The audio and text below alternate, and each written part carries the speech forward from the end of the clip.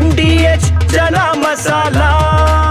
ಈಗ ಕಡಲೆ ಇರಲಿ, ಹಲಸಂದೆ ಬೀಜ, ಕಪ್ಪು ಕಡಲೆ ಅಥವಾ ಬಿಳಿ ಕಡಲೆ, ಎಲ್ಲವೂ ಸ್ವಾದಿಷ್ಟವಾಗುತ್ತೆ. MDH. ತಮಿಳುನಾಡಿನಲ್ಲಿ ಮಹತ್ವದ ರಾಜಕೀಯ ಬೆಳವಣಿಗೆ ನಡೆದಿದೆ. ತಮಿಳುನಾಡಿನ ಮಾಜಿ ಸಿಎಂ ಪನ್ನೀರ್ ಸೆಲ್ವಂ ಎನ್ಡಿಎ ಮೈತ್ರಿಕೂಟ ತೊರೆದಿದ್ದಾರೆ. ಮುಖ್ಯಮಂತ್ರಿ MK ಸ್ಟಾಲಿನ್ ಜೊತೆ ಭೇಟಿಯಾಗಿರೋ ಕೆಲವೇ ಗಂಟೆಗಳಲ್ಲಿ ಪನ್ನೀರ್ ಸೆಲ್ವಂ ಎನ್ಡಿಎದಿಂದ ಹೊರಬಂದಿದ್ದಾರೆ. ಇತ್ತೀಚೆಗೆ ಗಂಗೈಕೊಂಡ ಚೋಳಪುರಂಗೆ ಭೇಟಿ ನೀಡಿದ್ದ ವೇಳೆ ಪ್ರಧಾನಿ ಮೋದಿಗೆ OPS ಪತ್ರ ಬರೆದು ಭೇಟಿಗೆ ಅವಕಾಶವನ್ನ ಕೇಳಿದ್ರು. ಪನ್ನೀರ್ ಸೆಲ್ವಂ ಭೇಟಿಗೆ ಪ್ರಧಾನಿ ಮೋದಿ ಅವಕಾಶ ನೀಡಿರಲಿಲ್ಲ.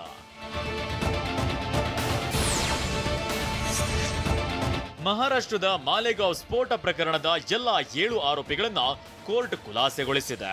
ಪ್ರಜ್ಞಾ ಸಿಂಗ್ ಠಾಕೂರ್, ಕರ್ನಲ್ ಪುರೋಹಿತ್ ಸೇರಿದಂತೆ ಎಲ್ಲ ಆರೋಪಿಗಳನ್ನ ಖುಲಾಸೆ ಮಾಡಲಾಗಿದೆ. ಮುಂಬೈನ NIA ವಿಶೇಷ ನ್ಯಾಯಾಲಯ 17 ವರ್ಷದ ನಂತರ ತೀರ್ಪು ಪ್ರಕಟಿಸಿದೆ. ಪುರೋಹಿತ್ RDX ತಂದಿರೋದಕ್ಕೆ ಯಾವುದೇ ಸಾಕ್ಷಿ ಇಲ್ಲ, ಪಿತೂರಿ ಬಗ್ಗೆ ಸಾಕ್ಷಿ ಇಲ್ಲ, ಪ್ರಾಸಿಕ್ಯೂಷನ್ ಆರೋಪ ಸಾಬೀತುಪಡಿಸುವಲ್ಲಿ ವಿಫಲವಾಗಿದೆ ಅಂತ ಕೋರ್ಟ್ ಹೇಳಿದೆ. 2008ರ ಸೆಪ್ಟೆಂಬರ್ 29ರಂದು ಮಾಲೆಗಾಂವ್ನ ಭಿಕ್ಕು ಚೌಕ್ ಬಳಿ ಸ್ಫೋಟವಾಗಿ 6 ಜನ ಮೃತಪಟ್ಟಿದ್ರು.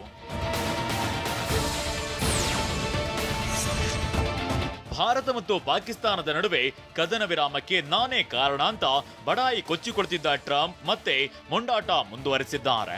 ಭಾರತದ ಮೇಲೆ 25% ಸುಂಕಾಸ್ತ್ರ ಪ್ರಯೋಗಿಸಿರೋ ಡೊನಾಲ್ಡ್ ಟ್ರಂಪ್ ಭಾರತದ್ದು ಸತ್ತೋದ ಆರ್ಥಿಕತೆ ಅಂತ ನಿಕೃಷ್ಟ ಪದವನ್ನ ಬಳಸಿದ್ದಾರೆ. ರಷ್ಯಾ ಜೊತೆ ಭಾರತ ಏನ್ ಮಾಡುತ್ತೆ ಅನ್ನೋದು ನನಗೆ ಮುಖ್ಯವಲ್ಲ, ಅದರ ಬಗ್ಗೆ ತಲೆ ಕೆಡಿಸಿಕೊಳ್ಳೋದಿಲ್ಲ.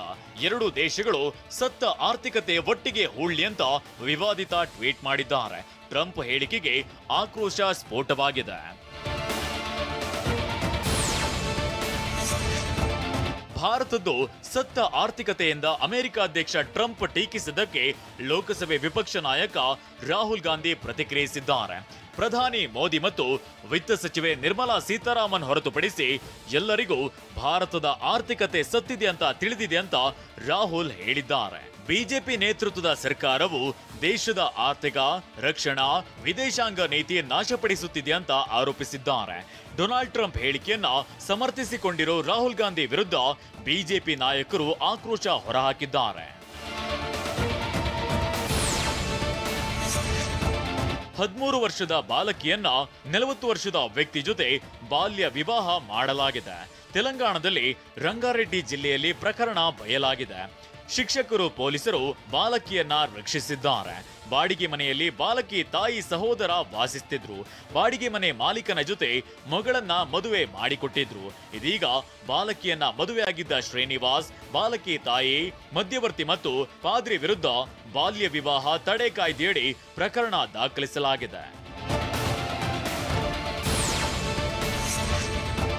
ವಿದ್ಯಾರ್ಥಿನಿಯನ್ನ ಲವ್ ಮಾಡೋ ವಿಚಾರಕ್ಕೆ 2 ಗುಂಪುಗಳ ನಡುವೆ ಗಲಾಟೆ ಆಗಿದೆ.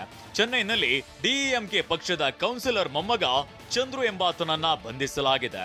ಆರೋಪಿ ಚಂದ್ರು ರೇಂಜ್ ರೋವರ್ ಕಾರನ್ನ ಬಳಸಿ ವೆಂಕಟೇಶ್ ಎಂಬಾತನ ಬೈಕ್ ಫಾಲೋ ಮಾಡಿದ್ದ.